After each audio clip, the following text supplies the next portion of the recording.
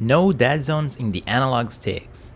A good D-pad, responsive and with easy diagonals. Back buttons with macro capabilities. Turbo function for all buttons. Motion sensors and very good ergonomics. With analog triggers, USB Type-C for charging, and a slot for a mobile phone clip. And the price? God. Oh my God. They did it. They pulled through. They made a game. It's not shit. It's not shit.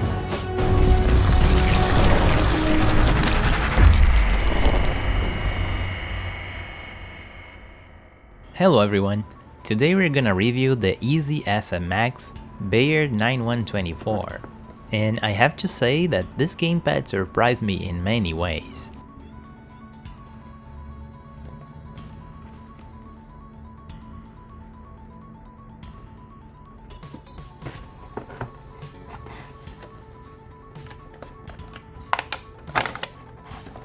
In the box, you get the gamepad, cables for charging, and a manual.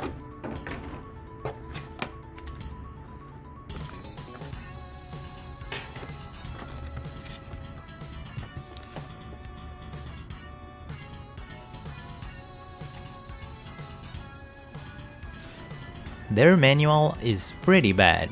It's a mess and hard to understand, but I'll explain everything to you in this video, so you don't need to worry.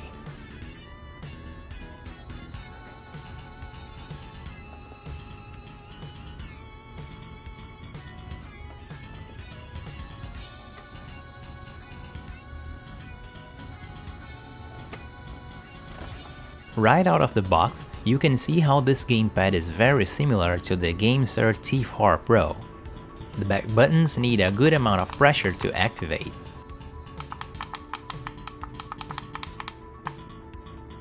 On the top, you have a USB Type-C connector for charging and a slot for a mobile phone clip. The ergonomics of the shoulder buttons is very good and very comfortable.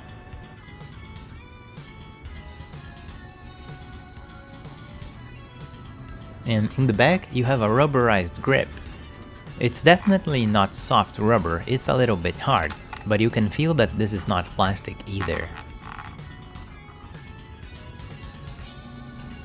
Here we have what's supposed to be a slot for headphones. Perhaps they removed it from early versions. The D-pad sinks in the middle, but it has a pivot and won't let you input all of the directions at once. The face buttons have rubber membranes, and the plus, minus, home, and capture buttons have clicky switches. The shoulder buttons also have rubber membranes, and they can be pressed at any point. And the triggers have a decent travel distance. You can position your finger in the middle of the back buttons. This way you can avoid accidental presses.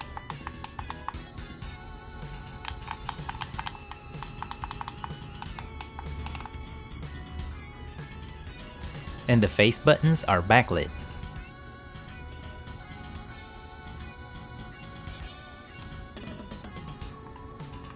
The analog sticks can be somewhat slippery. You can see that they don't have any texture in the center. If your thumbs are sweaty, they might slip a lot. Thankfully, this is a minor issue and can be easily solved with thumb grips. I tested these two models. The blue one grips really tight to the analog stick,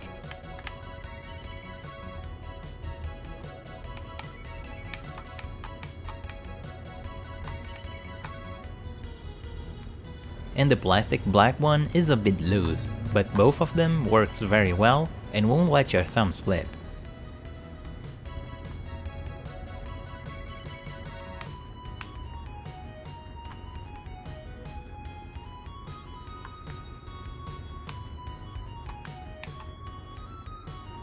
By holding ZL, ZR, and R3, you can adjust the backlit intensity with up and down on the D-pad.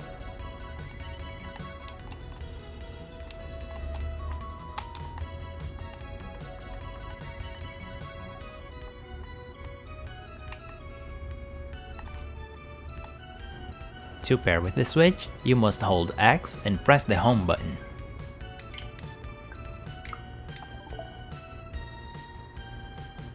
And let's test for the Wakeup function. It works. This controller has motion controls, and they work pretty well.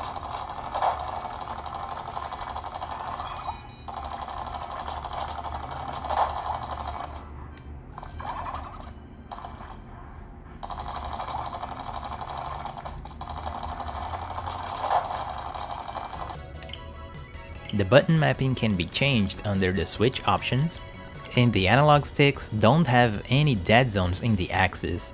I was impressed to see this because usually those cheaper controllers, all of them have those dead zones, and they are just a pain because they take out the precision you need for shooters or any other game that require precision. And the D-pad is also very good, with the diagonal directions being easy to press.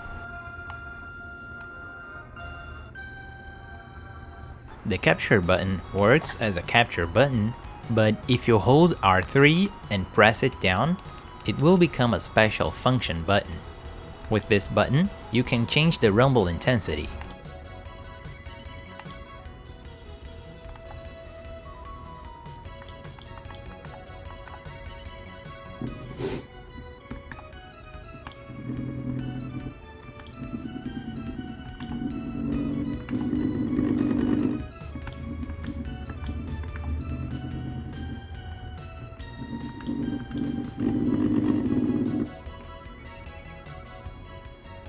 And by holding it down and pressing any button will activate the turbo function. If you press the button a second time, the turbo will be permanently on, and the third time will turn it off.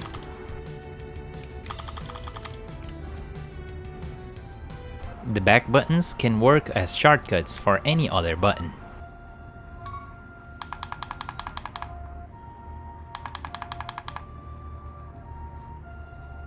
Hold the back button and press minus to initiate the recording mode. Then press the button you want to use and press the back button again to finish.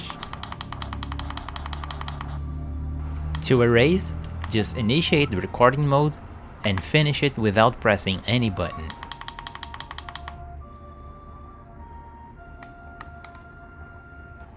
And you can also record macros with it.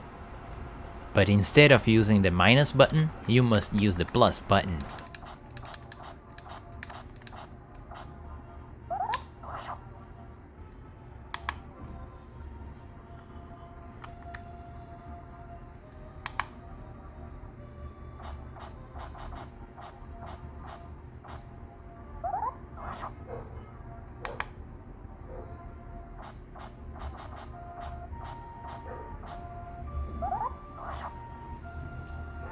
On your computer, the controller will be recognized as an Xbox controller.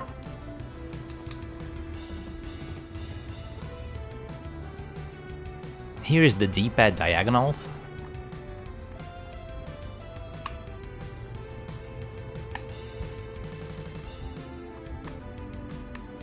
And let's do a circularity test. As you can see, here too the sticks don't have any dead zones.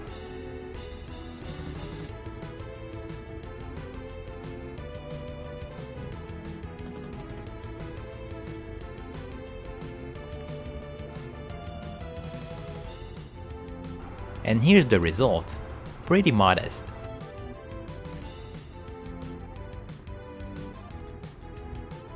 Here you can see the sensibility of the triggers.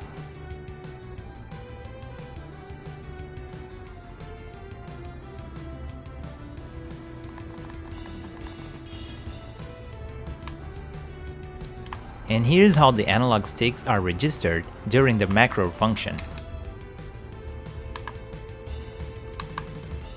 It registered all the movements all the way down to the max. The unit I received didn't have a 2.4 GHz dongle, but on the website you can add a USB dongle for $2 extra. And it works with Android devices too. Here I'm testing with the RG505. It will show two options.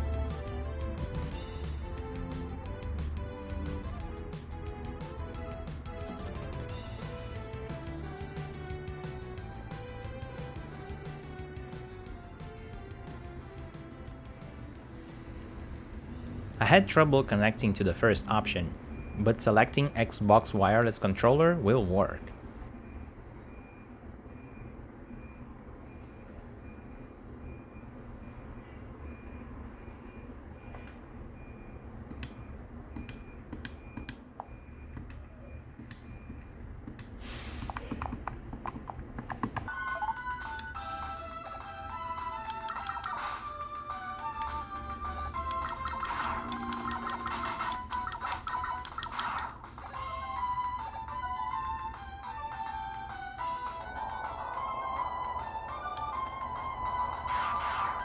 Moving to the teardown, this controller have two screws in the top, which are easily removed.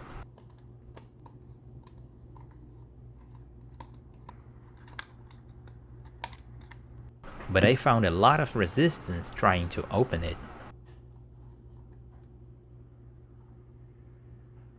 So I checked out for hidden screws, and I couldn't find any.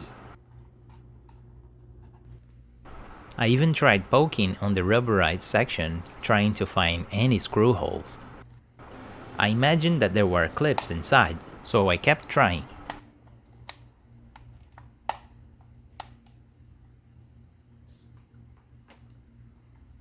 Then I decided it was time to use some brute force.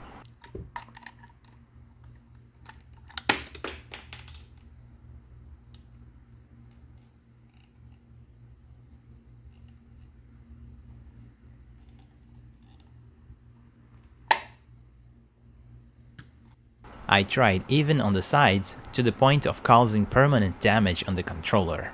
So at this point I had two options: continue trying and break the controller open, and from the consumer point of view, I would say that this controller is not repairable. So I gave up. I even contacted the company and they confirmed that this controller can be broken if you attempt to disassemble it. And this is the only sad part of this controller. I would say that this controller is the new budget king. It does everything right: macros, turbo, back buttons, good analog sticks, good D-pad, and the price is great. But it cannot be opened, so you cannot repair this controller if something breaks. The company SMX said that they're gonna make adjustments and send a new prototype once it's finished. With that in mind, do I recommend this controller? Definitely yes. For the cheap price, this controller does everything well. Of course, the battery won't last forever, and the analog sticks and rubber membranes will wear off at some point. But from my hands-on experience, the construction is very solid, the buttons are well made, and everything just works. If you're not the kind of gamer who likes to repair your own stuff, it won't really make a difference to you. And that's it. Good job, SMX. This is a good controller. I'll be leaving the links in the description with a 14% discount code. The code is VK14. If you like this review, don't forget to subscribe to the channel or leave a comment. Thanks for watching, and I'll see you next time.